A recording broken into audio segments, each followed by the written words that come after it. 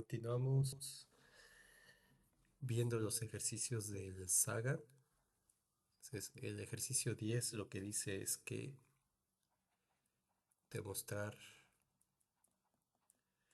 para la función de los problemas 8 y 9 que phi de Rx es igual a R phi de X para todo R en los enteros positivos y X que pertenece al intervalo 0 infinito.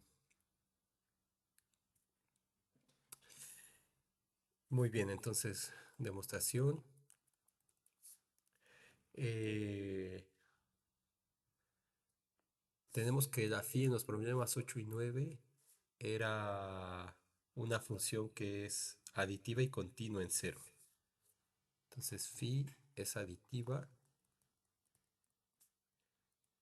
y continua en cero, y de hecho demostramos que era continua en todo el dominio cero infinito. Entonces lo que tenemos que demostrar es que para todo número racional positivo, la phi de Rx es igual a R por phi de X, que esto lo habíamos demostrado ya para los números naturales. Para los naturales,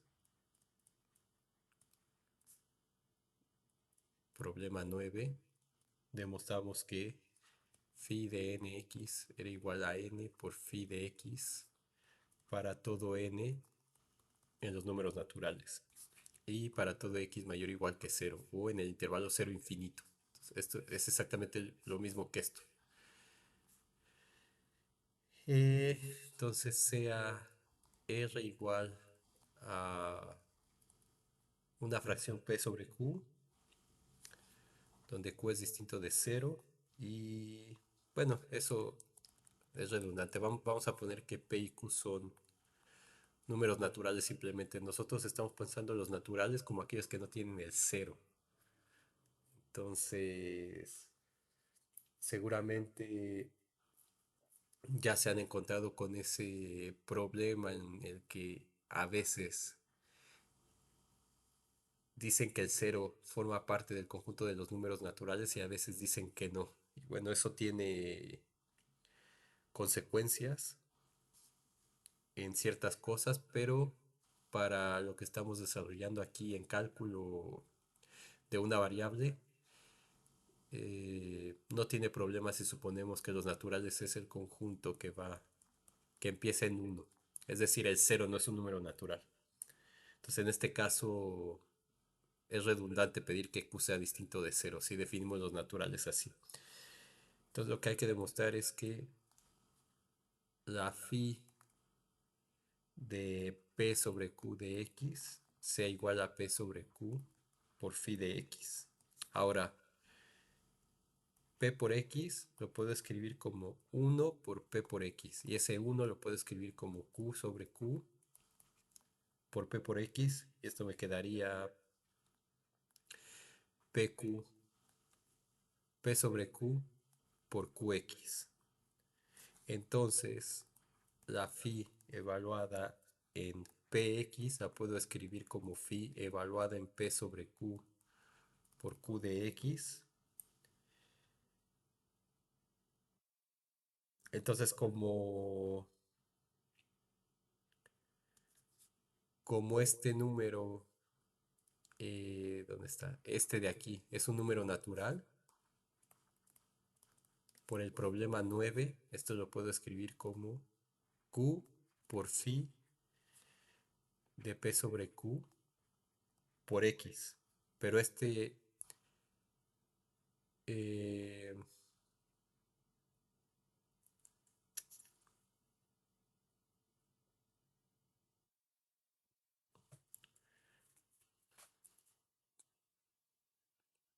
sería phi de px igual a q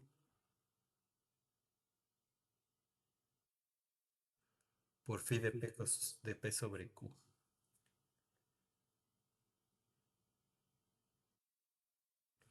Entonces, claro, y por otro lado, este phi de Px, como P es natural también, es igual a P por phi de X.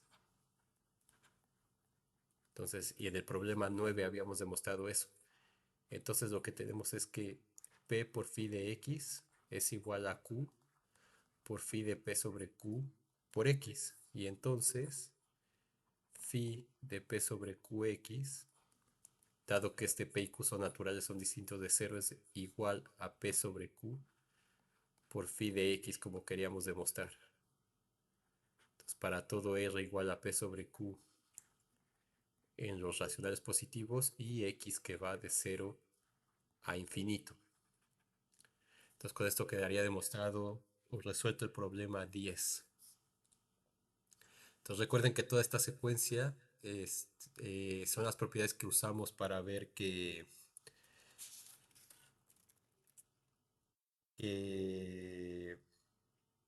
el área del rectángulo efectivamente es base por altura en la clase anterior. Pues problema número 11 nos dice que demostrar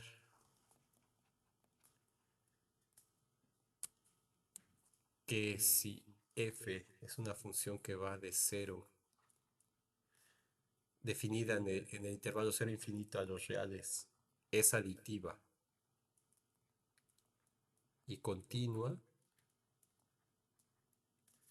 entonces esa función f, bueno, aquí con la notación que estamos usando, y de hecho creo que acá, no, ahí sí le llamé bien, función phi, entonces es positiva y homogénea.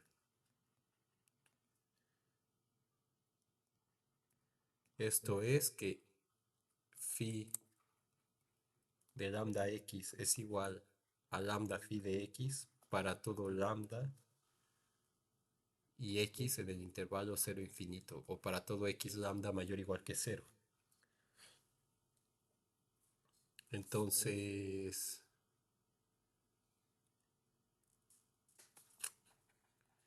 demostración. Y esta es la propiedad clave que se usó para demostrar que el área del rectángulo es base por altura, efectivamente. Entonces, por hipótesis, la phi es aditiva. Entonces, ¿qué significa eso? Que phi de x más y es igual a phi de x más phi de y para todo xy en el intervalo 0 infinito. Y ahora, la phi es continua en 0, y entonces esto implica, por lo que ya demostramos antes, que la phi es continua en el intervalo 0 infinito. Y ahora lo que tenemos que demostrar es que la phi es homogénea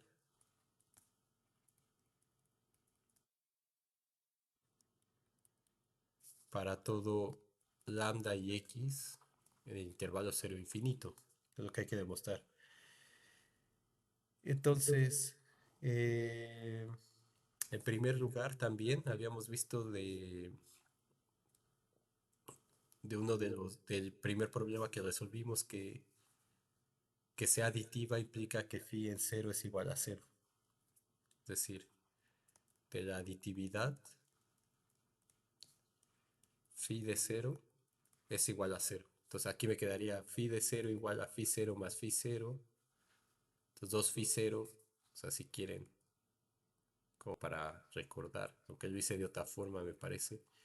Phi de cero, o sea, lo que nosotros teníamos en el teorema es que phi de x es igual a cero. Entonces, en particular para x igual a cero, pues se cumple. Pero de aquí se puede demostrar igual directo. Sería phi de cero igual a phi de cero más phi de cero. Entonces tendría 2 phi de cero igual a phi de cero, lo cual implica que 2 phi de cero menos phi de cero, que es phi cero, es igual a cero. Y ya está. Entonces tenemos esta primera condición de la aditividad, y además sabemos que phi de nx es igual a n phi de x para todo n natural. Y también sabemos que phi de p sobre qx es igual a p sobre q phi de x para todo lambda igual a p sobre q racional positivo. Entonces vamos a tomar ahora lambda, un elemento de cero infinito arbitrario. Es decir, que lambda sea un número real positivo en general. Entonces, por las propiedades de los reales,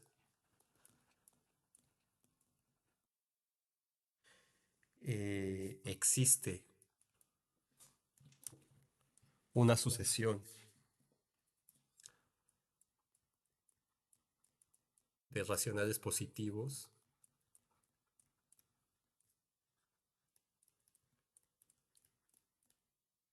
vamos a decir Rn, tales que Rn tiende a lambda cuando n tiende a infinito. Entonces, ¿se acuerdan? Esa propiedad tenían la recta y entonces para construir un irracional, entonces uno podía tener una sucesión de números racionales que justamente en el límite cuando n tiende a infinito iba a converger a ese número irracional y que teníamos sobre la recta. Entonces, esas son propiedades de cálculo 1 que tienen que poner cuando resuelvan ese ejercicio de la tarea si es que les corresponde hacerlo. Y ahora como y phi es continua en cero infinito. Entonces, ¿qué quiere decir esto? Que f en Rn de x va a ser igual por un lado, como este es un racional, eso ya demostramos que es Rn por f, pues, por phi, perdón. Entonces phi de Rn de x por un lado, esto va a ser igual a Rn por phi de x, que demostramos ya. Saca los racionales. Y esto, por continuidad, tiene que tender a phi de lambda x, pues Rn tiende a lambda cuando n tiende a infinito. Entonces, esto que estoy escribiendo aquí está justificado por esta propiedad de los números reales que revisaron en cálculo 1. Entonces, phi de lambda x va a ser igual al límite cuando n tiende a infinito de phi de Rn x, por lo que estoy diciendo aquí. Y entonces, como la phi es continua, esto va a ser, bueno, este Rn sale. Entonces me queda el límite cuando n tiende a infinito de Rn por phi de x. Entonces, este phi de x no depende de n, por lo tanto, esto sería el límite cuando n tiende a infinito de Rn por phi de x. Y este, por lo que está escrito aquí, o sea, esto que está aquí significa que el límite cuando n tiende a infinito de Rn tiene que ser igual a lambda. Entonces, esto de aquí es igual a lambda por phi de x.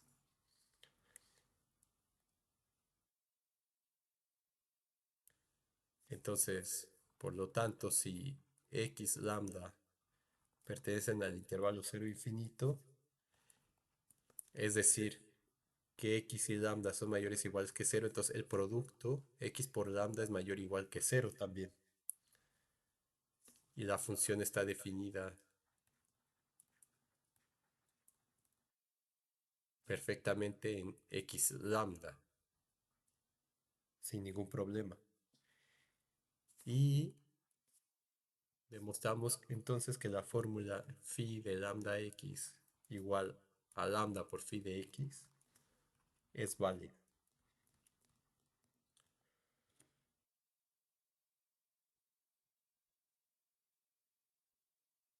Y con eso hemos demostrado, hemos resuelto el problema 11. Entonces, además,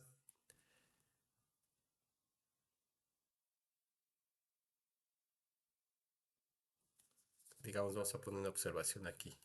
Como como F, y sigo con la F, no sé por qué. Como phi es continua y aditiva en el dominio cero infinito, entonces es positiva en el sentido de que respeta la multiplicación por escalares positivos. En el sentido de que respeta la multiplicación por escalares positivos.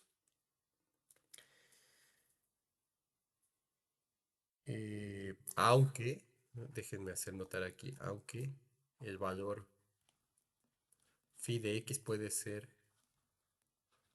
positivo, negativo o cero, dependiendo de la función,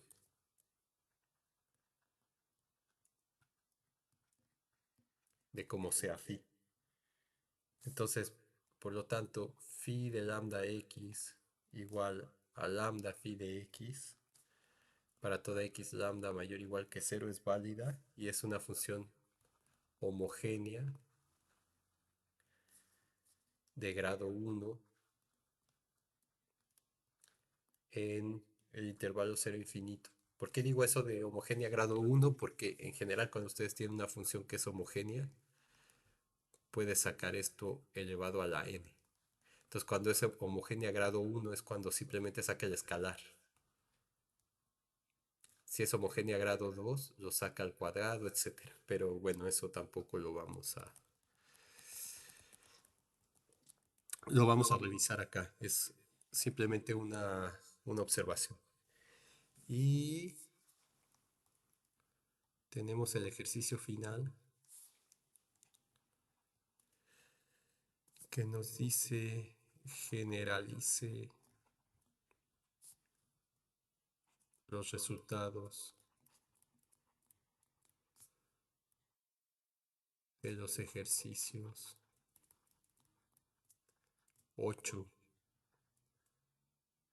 a 11 como sigue.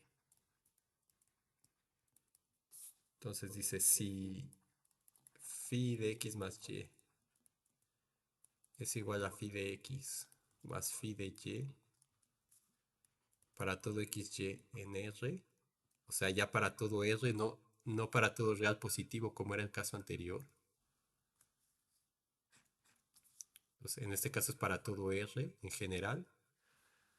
Y phi es continua en cero. Entonces, phi de lambda x tiene que ser igual a lambda por phi de x para todo lambda y x en los reales. Entonces, esta propiedad se puede extender a todos los números para todo lambda y x en R. O sea, para cualquier función cuyo dominio sean los reales, que vaya de R en R.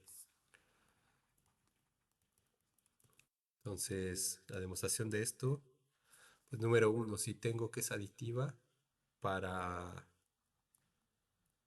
x, y igual a cero, lo que tenemos es que phi de 0 más 0 es igual a phi de 0 más phi de 0 de nuevo. Esto es igual a phi de 0. Y entonces de aquí obtenemos que phi de 0 es igual a 0, igual que lo que habíamos hecho por acá. Lo mismo.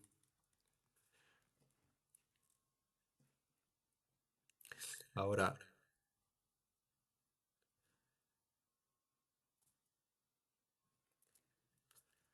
como phi de menos x más phi de x es igual, es aditiva Entonces, recuerden que aditiva quiere decir que f de x más y es igual a phi de x más phi de y. Entonces, como esto es aditivo, sustituyo el y por menos x y me queda que phi de x menos x es igual a phi de x más phi de menos x. Y x menos x es 0, entonces me queda phi de 0. Y entonces, como phi de 0 es igual a 0, esto implica que phi de x es igual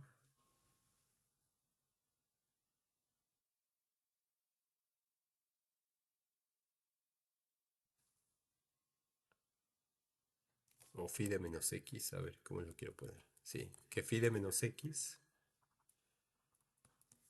es igual a menos phi de x.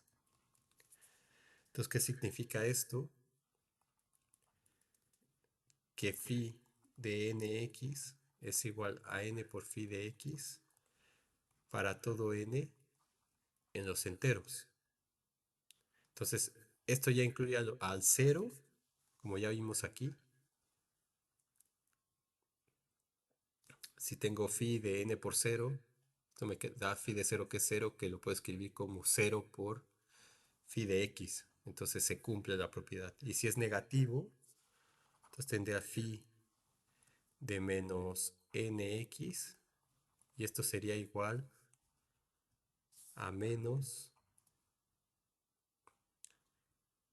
esto sería igual a n por phi de menos x. Y esto sería igual a menos n por phi de x. Entonces, por lo tanto, cumple que phi de un negativo nx es lo mismo que menos que ese número lo saca por phi de x. Entonces, por lo tanto, cumple esta propiedad ya no solamente para los enteros positivos como teníamos antes, eh, no, aquí no lo hicimos. O los naturales. No solamente para los naturales, sino también para el cero y para los enteros negativos. Entonces, phi de 0 por x es igual a 0, que lo puedo escribir como, a ver, espere. Entonces, esto es igual, 0 por x es 0, y esto es igual a 0 por lo que vimos aquí, y ese 0 lo puedo escribir 0 por lo que sea, o sea, por phi de x. Entonces, por lo tanto, vale para n igual a 0 y n que pertenece a los enteros negativos. Entonces, por lo tanto, vale para toda n en los enteros en general, porque ya valía para n en los naturales, como habíamos probado antes.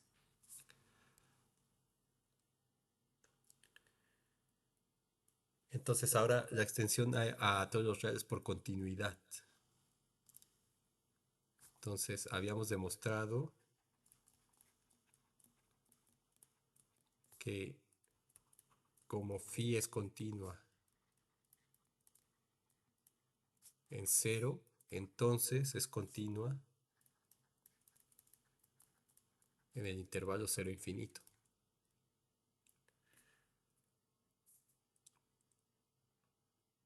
Entonces, si damos un lambda en los reales, sabemos que existe una sucesión de racionales n que tiende a lambda para Rn racionales y phi de lambda x, donde lambda es cualquier número real, va a ser igual a el límite por esta condición de aquí. Cuando n tiene infinito de phi de Rn por x. Entonces esto es igual a... O sea, realmente lo que tendría es que esto es igual al límite de phi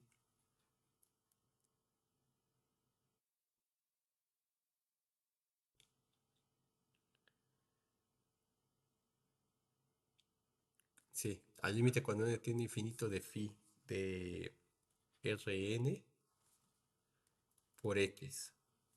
Y esto es igual al límite cuando n tiene infinito, como esto vale para cualquier entero según la propiedad que acabamos de demostrar aquí, según uno cualquier entero,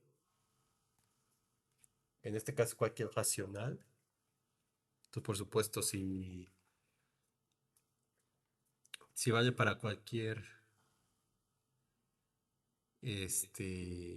aquí para cualquier entero, lo que hay que hacer es la misma demostración que hicimos acá, una calca de esto. Entonces, claro, excluyendo el cero y ahora tomándolo para los negativos, pero con los negativos usando la propiedad, ¿dónde está?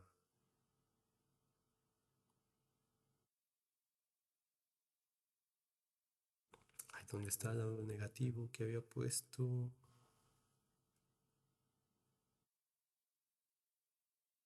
Ah, se movió aquí. ¿Se movió? No. Usando la propiedad esta. Entonces demuestra que vale para todo. Ahorita lo pongo en una notita. Entonces esto es igual a Rn por phi de x. Entonces voy a poner un asterisco aquí.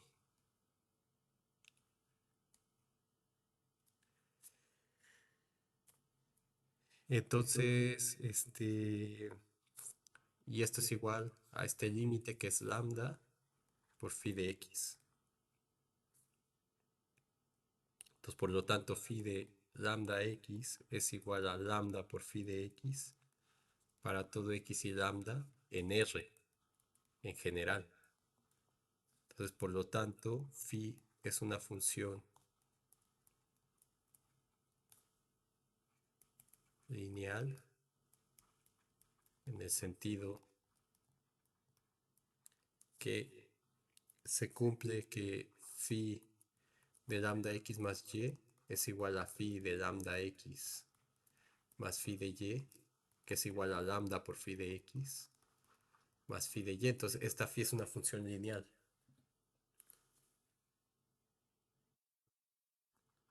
Ahora, esto que puse aquí, asterisquito, es lo que habíamos demostrado, que phi de Rx era igual a R por phi de x para R que pertenece a Q positivo. Y entonces lo que hay que hacer es tomar Px igual a P sobre Q por Qx igual que antes. Y entonces phi de Px sería igual a phi de P sobre Q por Q por X.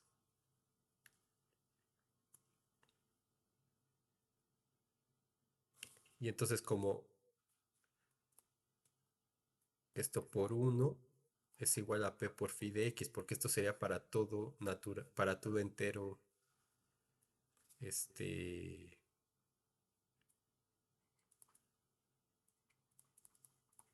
entero P. Entonces aquí sería P y Q que pertenecen a los enteros donde Q es distinto de 0, en este caso, general.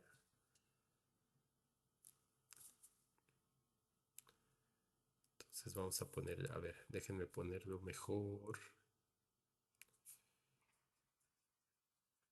Hemos demostrado esto y ahora sean R igual a P sobre Q para todo PQ que pertenecen a los enteros en general con Q distinto de 0. Entonces, phi, phi de P por X, entonces por 1, como este P es natural, es entero, se lo puedo escribir como P por phi de X. Eso es por la propiedad que ya demostramos aquí, para todo n en Z. Y entonces este lo escribo como antes, como phi de P, no, de Q, voy a escribirlo así, Q por P sobre Q X. Entonces este Q también por uno pertenece a los naturales, entonces esto es igual a Q por phi de P sobre QX. Es exactamente lo mismo. Entonces, phi de P sobre QX es igual a P sobre Q por phi de X. Entonces, esta propiedad es la que estamos usando acá para sacar este Rn, porque ahora este Rn, y aquí le puse reales positivos, pero no, es para todos los enteros. Cumple con esto. Y entonces hemos demostrado la propiedad de que si la función es aditiva y continua en cero, entonces va a ser homogénea. Entonces solamente basta pedir con que la función sea aditiva y que sea continua en un punto, en este caso el cero, entonces la función va a ser homogénea en todo su dominio. Y eso significaría que la phi es una función lineal.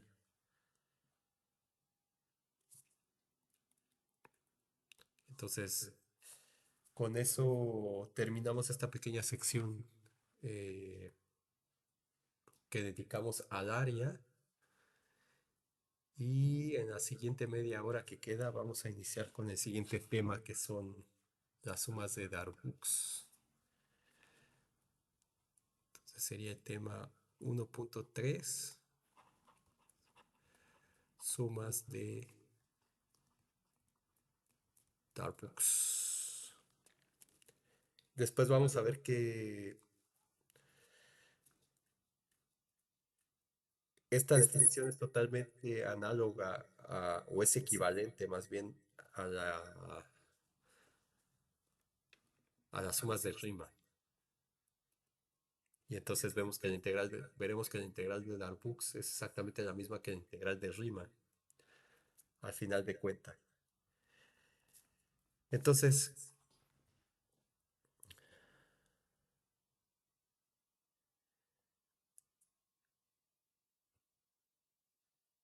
la discusión de regiones, o sea, lo que hemos visto hasta ahora, que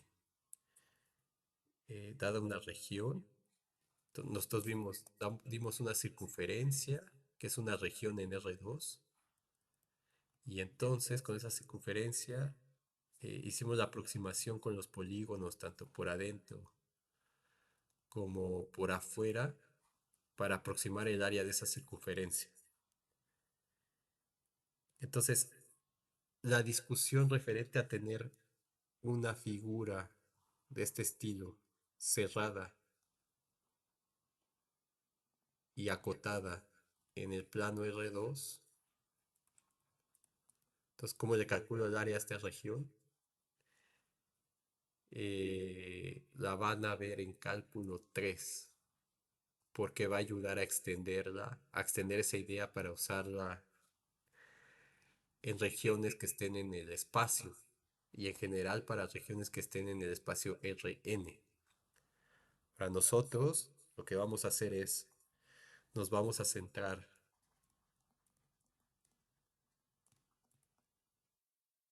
en gráficas,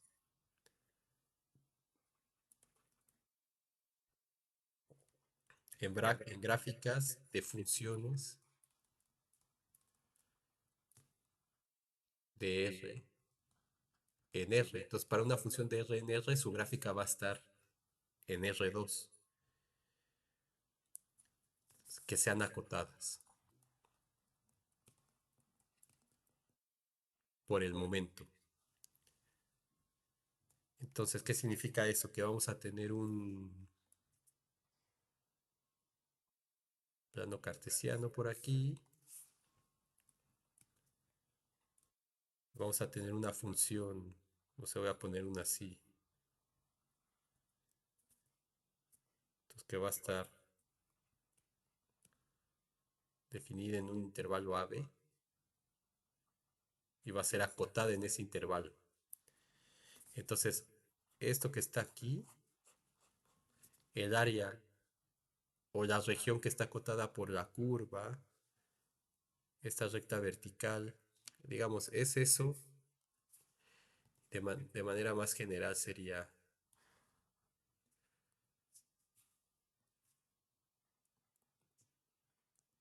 una región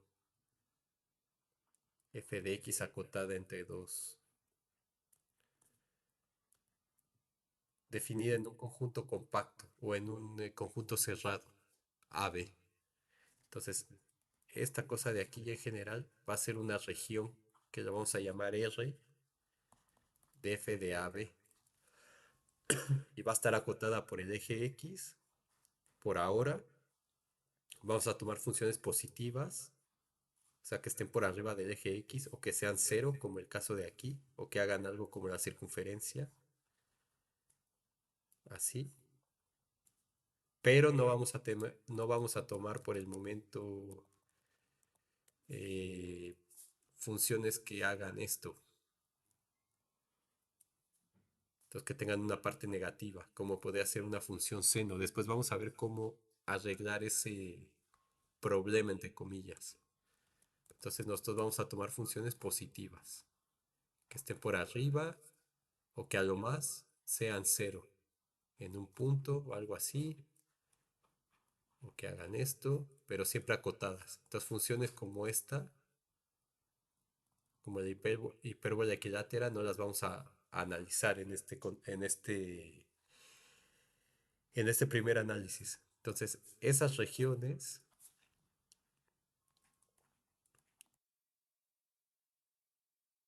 va a ser el conjunto de puntos x, y en R2 tales que x está entre a y b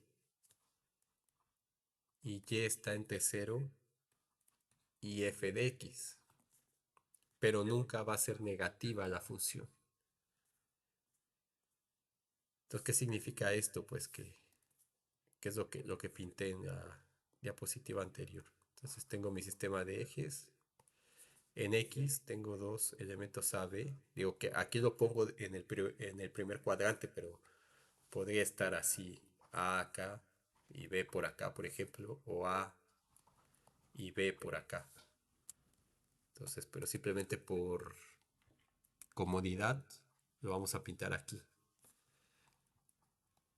Entonces, una región de este estilo no puede ser la F negativa. Entonces, la X va a estar en el dominio, va a estar en este intervalo AB y las imágenes de X bajo F, que son la coordenada Y, va a estar entre 0 y el valor de la función. Entonces eso significa lo que había dicho antes, que puede ser una función que toque en 0 aquí y que termine aquí. O puede ser una función que cierre también, así. Y en general, pues sería una función así. Entonces nunca vamos a tomar por ahora funciones que hagan así y luego se haga negativo, porque no cumpliría con esto. Y luego cierre, por ejemplo. Entonces, en los ejemplos vamos a ver cómo tratar con este tipo de cosas cuando nos aparezcan. Por el momento son regiones de este tipo.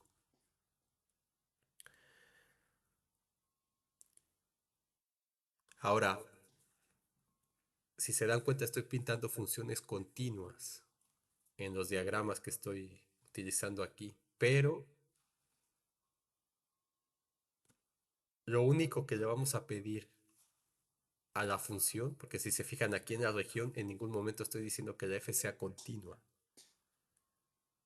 Entonces, lo único que vamos a pedir es que f sea una función de a, b a los reales, sea una función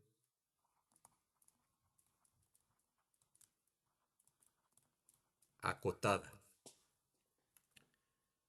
Entonces, ¿qué quiere decir que sea acotada? Pues que exista un número real positivo tal que para toda x en los reales el valor absoluto de la función siempre esté por debajo de esa m. Entonces, eso quiere decir, por ejemplo, aquí que yo puedo encontrar un número real tal que todos los puntos de esa función están por debajo de ese número real m. Entonces la función va a estar acotada. Vamos a tomar solamente funciones que sean acotadas. Yo para hacer los dibujos voy a utilizar funciones continuas, pero solamente para fijar ideas. Pero en ningún momento voy a usar el hecho de que la función, nunca voy a usar el hecho o nunca voy a hacer la suposición de que la función, más bien, nunca voy a usar, nunca voy a hacer la suposición de que la función f es continua. Solamente la voy a tomar continua para fijar ideas, pero la función no es continua necesariamente. Lo único que voy a pedir es que la función sea acotada. Y entonces el problema va a ser en que esta es la región R, F de AB. Entonces el problema va a consistir en encontrar el área bajo la curva de esa función.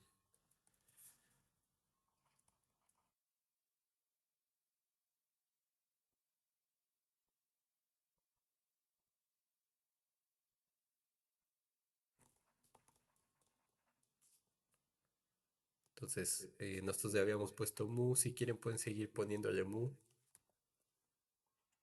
Bueno, y lo vamos a usar para usar la notación que introdujimos. Entonces el área bajo la curva mu, que es esta región, es decir, es decir, el área de R de F de AB. Entonces, mu de R de F de AB. Esa área es la que queremos calcular. Y lo que vamos a hacer es seguir la idea de los polígonos que usamos para la circunferencia. Solamente que aquí, entonces, a qué me refiero con eso? A que vamos a usar una serie de polígonos para acercarnos al área por abajo. Vamos a meter polígonos para aproximarnos al área por debajo o por debajo de la curva y otra para acercarnos por arriba de la curva. Y entonces cuando tenemos que demostrar que para esas dos sucesiones de cosas va a existir un máximo, o para ese conjunto va a existir un máximo, o más bien un supremo y un ínfimo. Y que cuando ese supremo y ese ínfimo sean iguales, que es lo que nos enseñó el ejemplo de la circunferencia, entonces cuando sean iguales es cuando voy a tener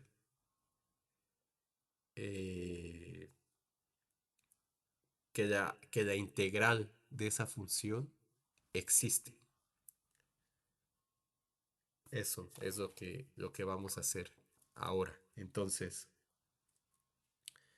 vamos a tomar, voy a dibujar de nuevo y voy a repetirlo eh, muchísimas veces. Que lo que estoy dibujando aquí no se corresponde con el caso general. Solamente voy a pintar una función continua para fijar ideas.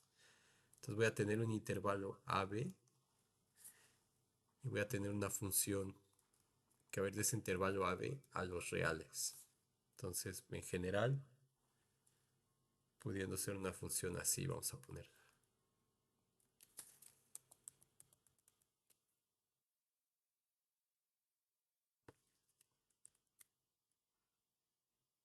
No, algo que no sea tan feo. Algo así.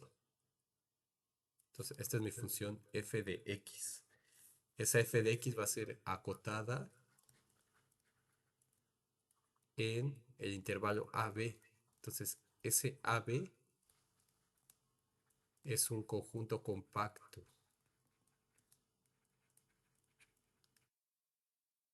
Y seguramente en cálculo uno debieron ver la definición de un conjunto compacto, que es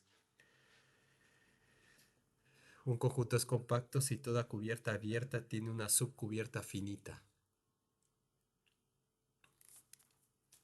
Entonces no me voy a detener a eso por ahora. Si lo llego a utilizar más adelante, explicaré más o menos qué significa, pero si no lo vieron en cálculo uno, al menos vieron el teorema. Entonces déjenme escribir eso. Conjunto K subconjunto de R es compacto si toda cubierta abierta tiene una subcubierta finita. Pero, bueno, si no entienden esto no importa porque lo que sí debieron ver en todos los cursos es el teorema de Heine-Borel.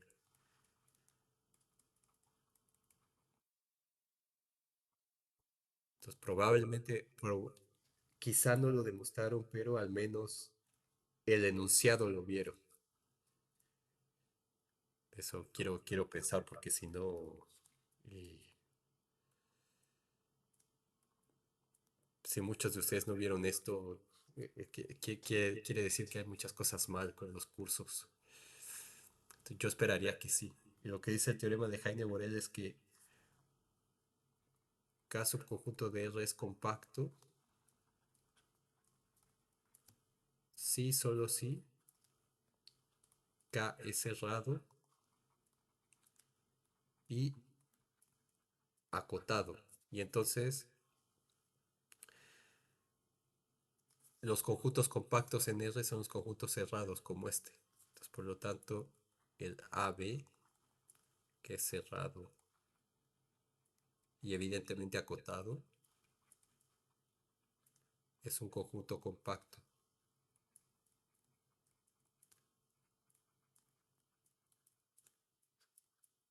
por el teorema de Heine-Borel.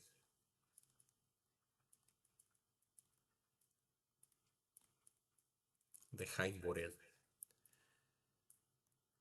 Muy bien, entonces vamos a decir que F está acotada en el compacto, en el intervalo compacto K, que en este caso es el conjunto cerrado AB.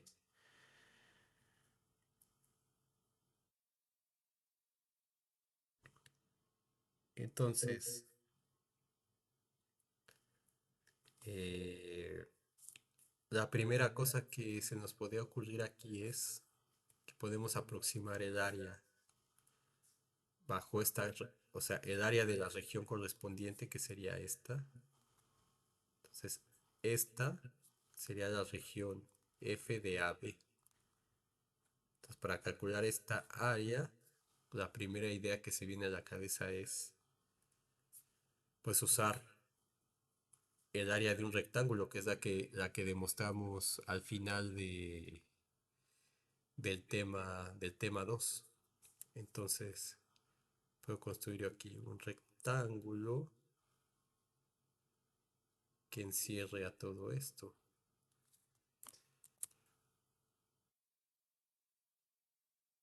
Aquí tengo que agarrar así.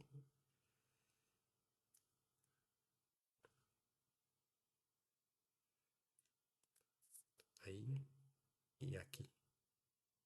Es que ahí parece como un cuadrado.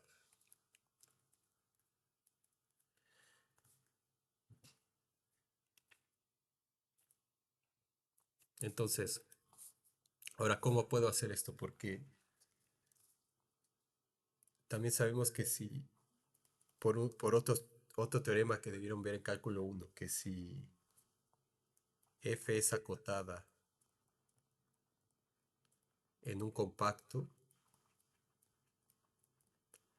o sea, en general, en un compacto K, eh,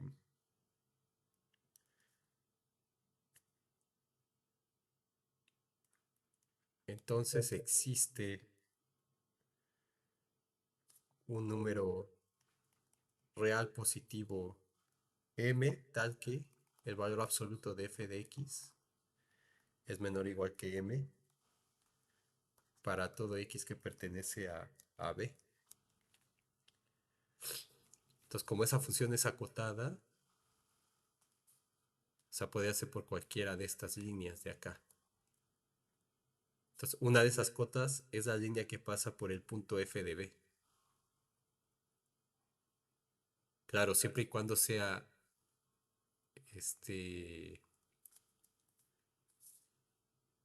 el máximo. Entonces, esperen, no olviden lo que dije. Entonces, si f es acotada en un compacto, eso implica que existe un m tal que el valor absoluto de f de x está por debajo o es igual que esa recta m, esa recta horizontal m.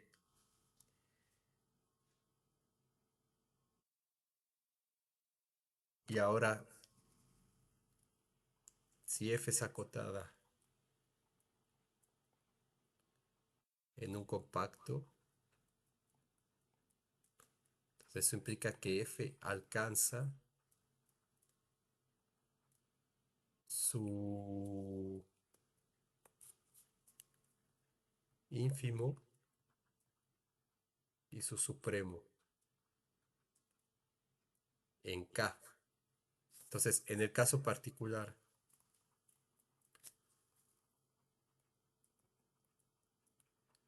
de que f sea continua,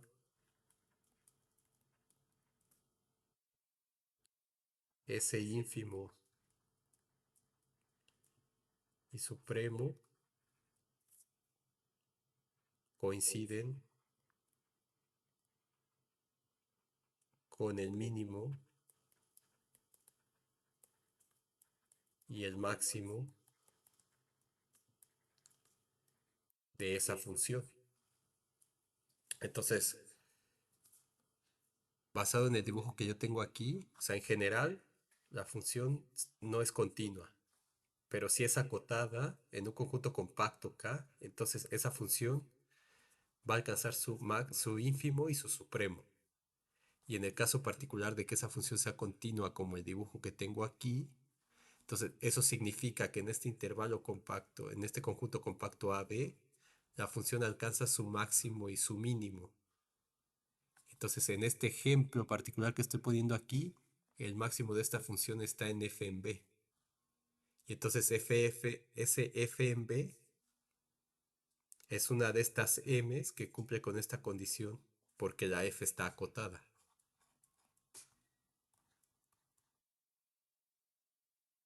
Entonces con esto puedo formar el rectángulo de lados b menos a, que es todo esto, y de altura f de b igual a m, en este caso particular. Entonces, ¿por qué digo que en ese caso particular? Porque nosotros podríamos tener, esta la voy a borrar, nosotros podríamos tener una función, no sé qué haga esto. Entonces, lo que quiero decir es que el máximo y el mínimo no necesariamente se alcanzan en los extremos del conjunto compacto donde está definida la función. Pero entonces el máximo, o sea, en general, voy a dejar eso ahí. Entonces, en general, para f acotada en K compacto, esto implica que f alcanza su máximo y su mínimo en K. Y entonces ese máximo y ese máximo es una cota para f. Es decir, que si el máximo lo alcanza en un x',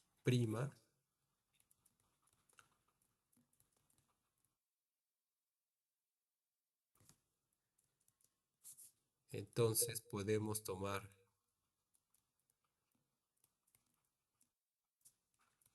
el rectángulo de base b menos a, en este caso, y altura f de x', entonces en este caso aquí se da el máximo, entonces puedo usar este rectángulo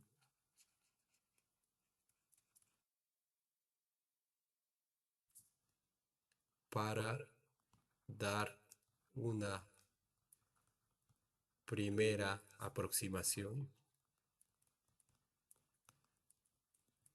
de la región RDF AB, que sería esta de aquí. Entonces, en nuestro caso, el máximo en este dibujo se alcanza en el extremo B. Entonces tengo el rectángulo de base B menos A y de altura F de B. Entonces, evidentemente lo que vemos aquí es que el área, entonces vamos a ponerle figura 1. Entonces, en la figura 1 y también en la 2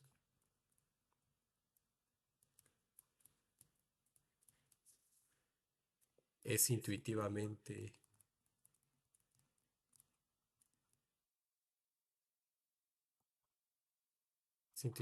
claro que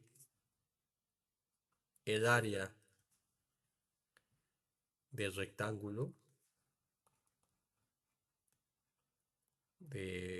voy a ponerlo así, del rectángulo B menos A, F de B, o en general, bueno, sí, voy a estarme basando en la figura 1, pero digamos en general aquí sería por F de X'. Entonces F de B es más grande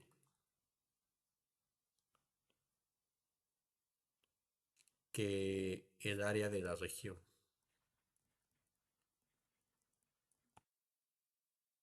Y también podemos tomar el rectángulo de base B menos A y altura F de X', donde X' es el mínimo de F en K igual a B. Entonces, este mínimo y este máximo existen porque la función es acotada en un compacto. Entonces, estos fueron uno de los teoremas fuertes que vieron de continuidad. Entonces, la F alcanza su máximo y su mínimo en K. Entonces, viendo el dibujo en nuestro caso, eh, el mínimo lo alcanzaría en el extremo F de A. Y entonces tendría el cuadradito este. Entonces lo que pusimos al principio es que, antes que esto, perdón, o aquí al final, es que el área de este cuadrado verde, que es toda esta, es evidentemente mayor, lo voy a borrar, que el área de la región que está aquí. Entonces, ¿por qué? Porque le sobra todo este pedazo. Entonces es más grande. Pero si ahora tomo el rectángulo amarillo que está aquí, entonces el área del rectángulo amarillo evidentemente es más pequeña que el área de R, porque tengo todo esto de aquí que le falta. Entonces, en el caso general de acá, pues existe el mínimo, que en este caso está aquí. Entonces, ese sería X', y entonces tendría este rectángulo, de manera que esta área va a ser más pequeña que el área de la región que yo tengo acá.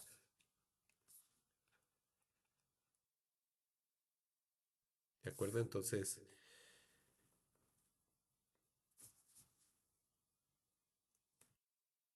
podemos tomar y entonces es claro que el área, en este caso del rectángulo AB con f de A, perdón, B menos A, de f de A que es el mínimo, es más pequeño